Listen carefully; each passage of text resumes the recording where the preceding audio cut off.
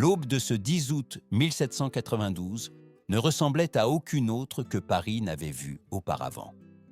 Dès les premières lueurs, alors que la brume enveloppait encore les toits et que les ombres semblaient surgir de chaque coin, le palais des Tuileries s'éveilla avec un frisson qu'aucun chroniqueur n'oublierait jamais. Les cloches sonnaient avec une urgence presque féroce, comme si elles annonçaient non seulement le danger, mais la fin d'un monde entier. Moi, témoin de cette époque convulse, je peux dire que je n'ai jamais entendu un son aussi chargé de présages. C'étaient des tintements qui n'appelaient pas à la prière, mais au chaos. À l'intérieur du palais, la famille royale se leva en sursaut, consciente que le destin ne leur appartenait plus.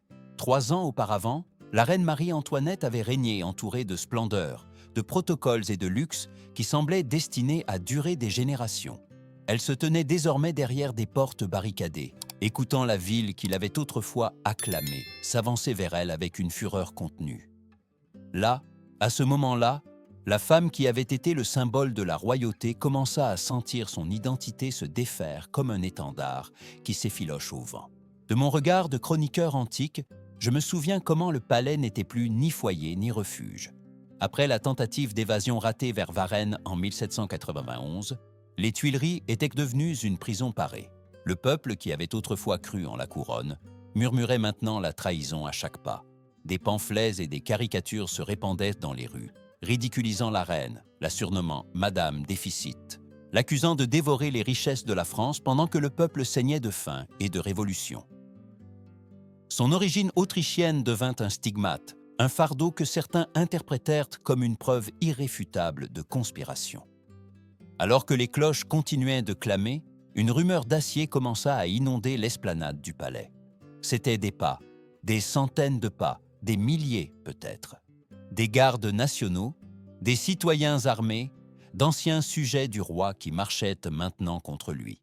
Je les voyais avancer comme un fleuve sombre qui grossissait à chaque rue traversée.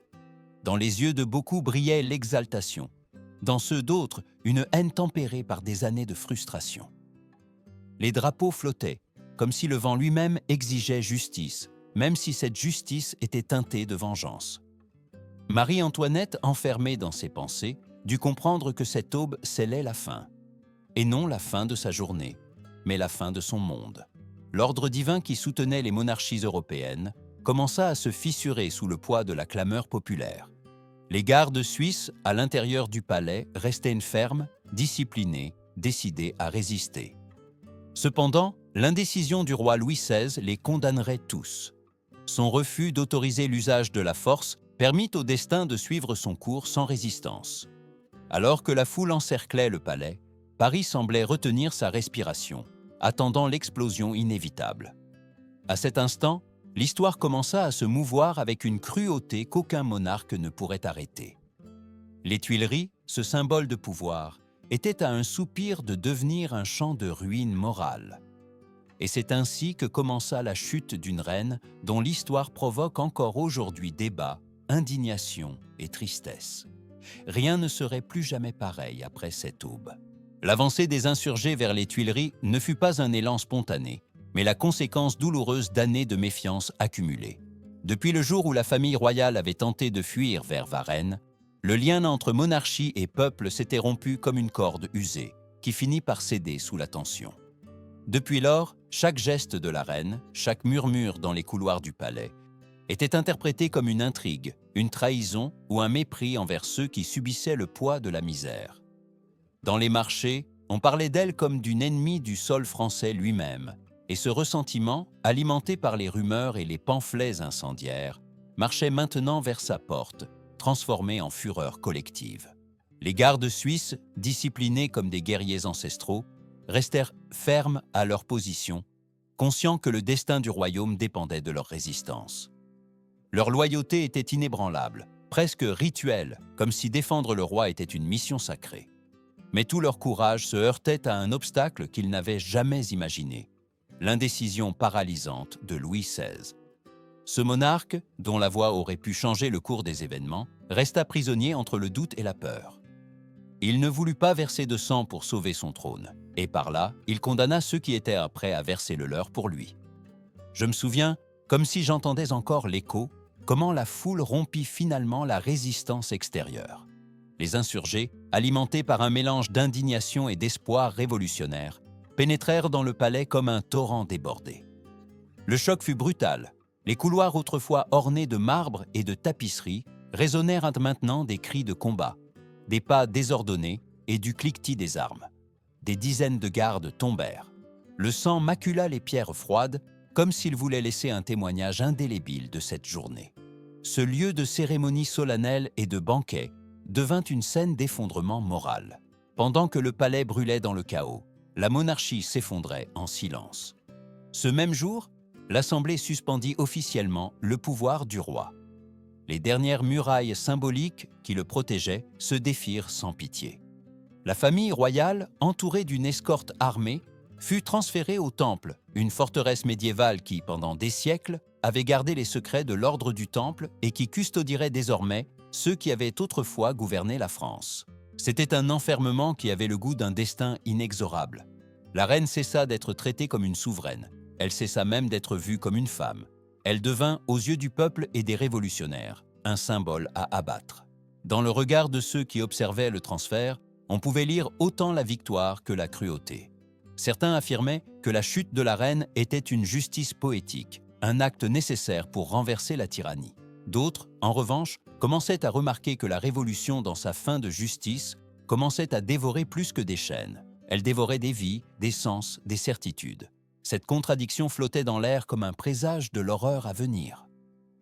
Marie-Antoinette, le visage froid comme une statue brisée, comprit alors qu'il ne restait plus aucun refuge. Les Tuileries n'étaient plus qu'une ruine morale.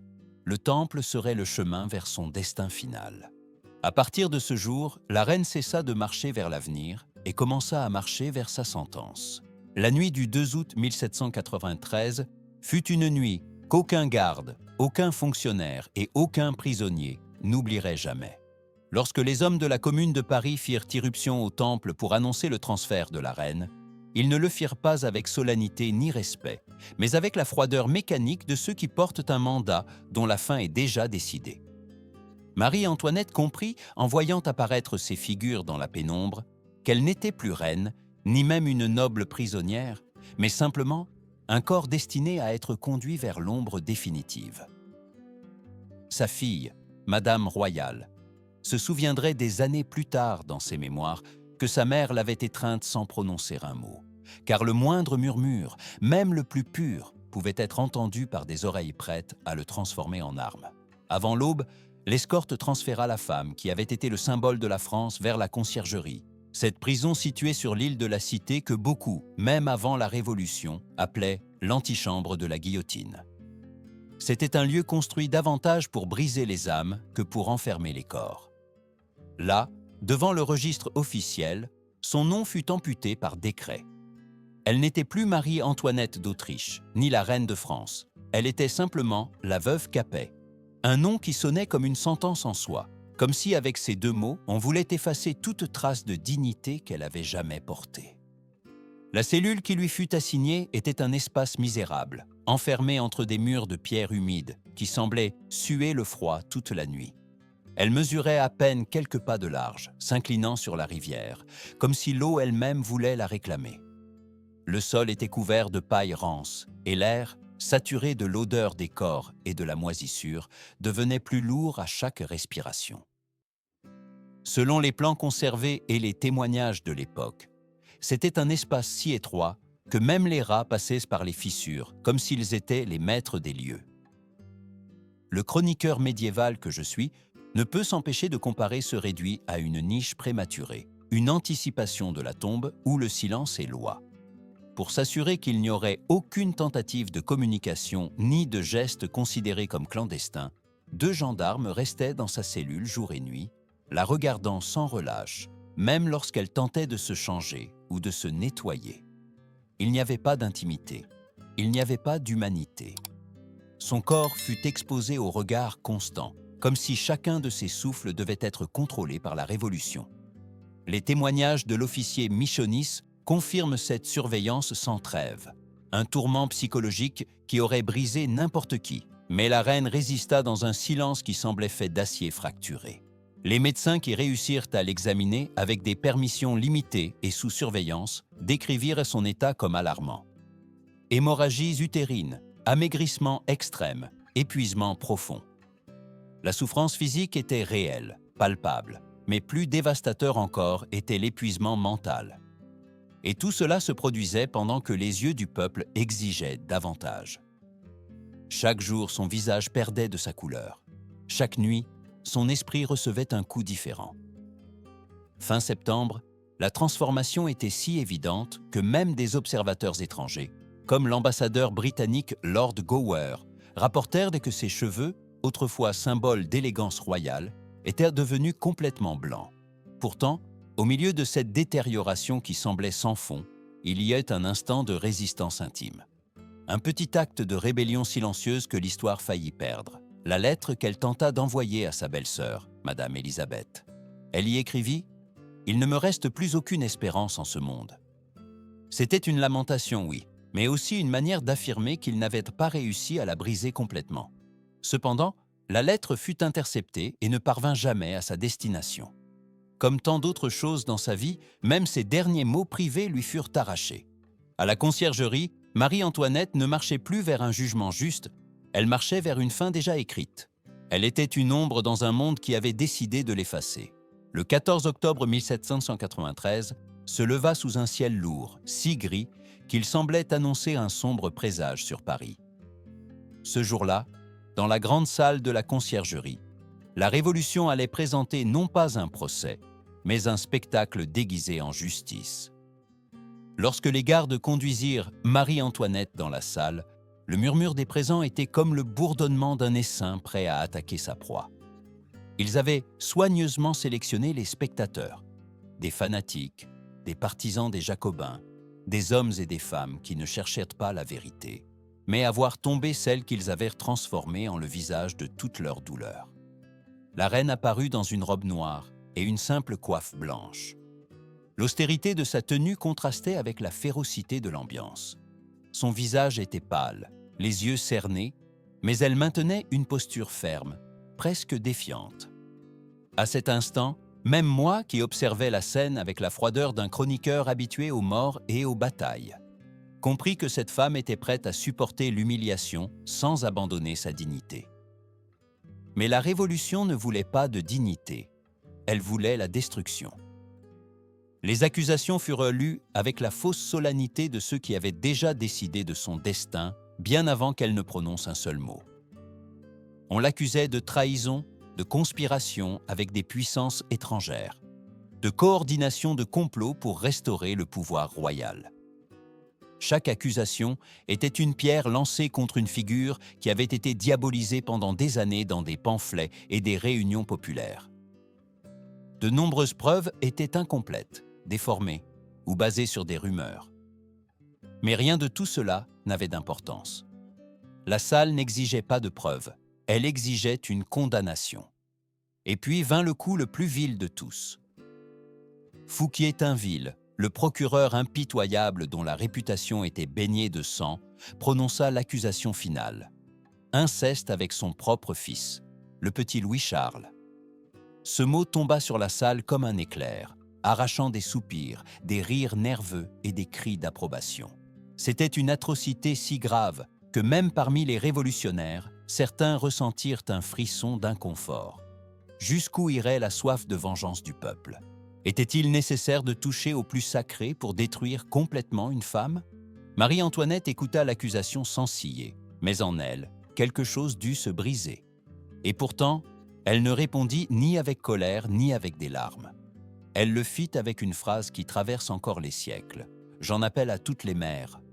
Ces 6 mots firent trembler la salle, non pas parce qu'ils éveillèrent sous la compassion, mais parce qu'ils mettaient à nu la monstruosité de l'accusation. Pendant un instant, même les ennemis les plus féroces se turent, incapables de soutenir le regard qu'elle leur adressait. Malgré tout, le procès continua comme une machine implacable. On présenta comme preuve la soi-disant armoire de fer, un coffre de documents trouvé aux Tuileries, qui aurait contenu des preuves de sa conspiration. Mais beaucoup de papiers étaient ambigus ou n'avaient pas de lien direct avec elle. La défense fut minimale. On ne lui permit pas d'appeler de témoins, Aucune contradiction ne fut investiguée. C'était un rituel, un sacrifice politique déguisé en processus légal. Après 2 jours d'interrogatoire, de murmures, de cris et d'accusations, le jury revint avec le verdict que tous attendaient, mort par guillotine. Marie-Antoinette reçut la sentence sans aucune expression, comme si elle le savait déjà depuis des mois, peut-être depuis cette nuit où on l'avait arrachée à sa fille. À 4 heures du matin du 16 octobre, le verdict fut lu dans sa cellule. La femme qui avait été reine cessa d'être accusée. Dès cet instant, elle n'était plus qu'une condamnée. Cette aube ne marqua pas la fin du procès, mais le début de son dernier chapitre, celui qui fait encore trembler ceux qui s'en souviennent. L'aube du 16 octobre 1793 arriva avec une froideur qui semblait traverser les pierres mêmes de la conciergerie. Les pas des gardes résonnèrent dans le couloir comme un présage définitif. Lorsqu'ils entrèrent dans la cellule, Marie-Antoinette n'était plus reine, ni symbole, ni accusée. Elle était simplement une femme qui allait être conduite vers la mort. À 7 heures du matin, on la réveilla, bien que certains disaient qu'elle n'avait pas dormi du tout, qu'elle avait passé la nuit dans une veillée silencieuse, attendant le moment où l'histoire déciderait enfin de l'arracher à un monde qui ne la voulait plus. On lui permit de changer ses vêtements pour une simple chemise blanche, sans ornement, sans dignité, sans les restes de la splendeur qui l'avait autrefois entourée. On lui lia les mains derrière le dos, non pas parce qu'on craignait une résistance, mais parce que la Révolution voulait démontrer que même dans ses derniers pas, elle n'aurait aucun contrôle sur son propre corps. En contraste, son époux, Louis XVI, avait été transporté dans une voiture fermée au moment de son exécution. Elle, en revanche, fut obligée de monter sur une charrette ouverte, la même que celle qui transportait les criminels ordinaires. C'était une humiliation délibérée, conçue pour montrer au peuple qu'aucune once de grandeur ne survivait chez la femme qui avait jadis régné sur la France. Le trajet vers la place de la Révolution fut lent, presque rituel. La foule s'était massée le long de la rue Saint-Honoré, formant un couloir humain qui semblait diviser la ville en 2 mondes irréconciliables. Certains criaient des insultes, levaient les poings, exigeaient une justice teintée de sang. D'autres observaient en silence avec un mélange d'horreur et de fascination, comme s'ils assistaient aux funérailles publiques de l'ancien ordre. Moi, de loin, je voyais cette charrette avancer comme une relique funèbre, mue par la haine du peuple. L'apparence de la reine ne laissait aucun doute sur le tourment qu'elle avait subi. Son visage était pâle, ses joues creuses, sa silhouette brisée par l'enfermement. Ses cheveux, coupés auparavant par l'assistant du bourreau, montraient des mèches blanches comme une neige prématurée, un cruel rappel de la peur, de la douleur et de la dégradation qu'elle avait endurée. Malgré tout, au milieu de cette désolation, elle garda la tête haute. Elle ne parla pas, elle ne pleura pas, elle n'implora pas. Elle marchait vers la mort avec la même contenance qu'un chevalier médiéval accepterait son destin après avoir perdu une bataille. Arrivé à l'échafaud, le bourreau Henri Sanson l'aida à monter les marches. Le bois craqua sous ses pieds, comme si la structure elle-même reconnaissait le poids symbolique du moment. On raconte qu'un instant, en tentant de garder l'équilibre, elle marcha accidentellement sur le pied du bourreau. La réaction fut immédiate, si humaine qu'elle traversa le temps. « Pardonnez-moi, monsieur, je ne l'ai pas fait exprès. » Ces mots, les derniers qu'elle prononça de sa vie, tombèrent sur la foule comme un murmure inattendu, presque impossible à haïr. À cet instant, même le peuple qui avait clamé sa mort resta suspendu entre le mépris et l'étrange sensation de voir mourir un être humain, non un monstre. À 12h15 de l'après-midi, la lame tomba. Le son métallique coupa l'air comme une sentence définitive, suivi d'un silence si dense qu'il sembla absorber tous les cris contenus. Ce ne fut qu'après ce silence qu'éclatèrent les acclamations de « Vive la République ». Mais ceux qui étaient les plus proches affirmèrent que même dans ce tumulte, il y eut un instant où personne ne voulut regarder directement le corps. La mort, quand elle arriva enfin, n'apporta pas la gloire. Elle ne laissa qu'un vide que ni les mots ni la Révolution ne pouvaient combler. Le corps se fut placé dans un cercueil simple, sans nom, sans symbole. Il fut enterré dans une fosse commune au cimetière de la Madeleine, aux côtés d'autres condamnés de ces jours sombres. Ainsi se terminèrent les restes physiques d'une reine, mais non le débat sur la question de savoir si sa mort avait été justice ou vengeance. Lorsque la lame tomba et que le corps de Marie-Antoinette fut enterré dans une fosse anonyme, beaucoup à Paris crurent que l'histoire était terminée. Ils pensèrent qu'avec la mort de la reine, se clôturerait le chapitre le plus sombre de l'Ancien Régime, que la douleur du peuple trouverait un soulagement et que la révolution purifiée par le sang marcherait vers une nouvelle ère. Mais le temps, juge silencieux de tous les hommes, démontra qu'aucune fin imposée par la violence n'est une vraie fin. La mort, à elle seule, ne calme jamais la faim de justice. Elle ne fait que laisser des blessures qui mettent des générations à cicatriser. Plus de 20 ans s'écoulèrent avant que l'histoire ne prenne un tournant inattendu. Avec la restauration bourbonienne en 1815, les restes de la reine furent exhumés et transférés à la basilique de Saint-Denis, lieu de sépulture des rois de France. Là où reposaient des figures qui avaient façonné le destin du royaume pendant des siècles, Marie-Antoinette retrouva son identité perdue.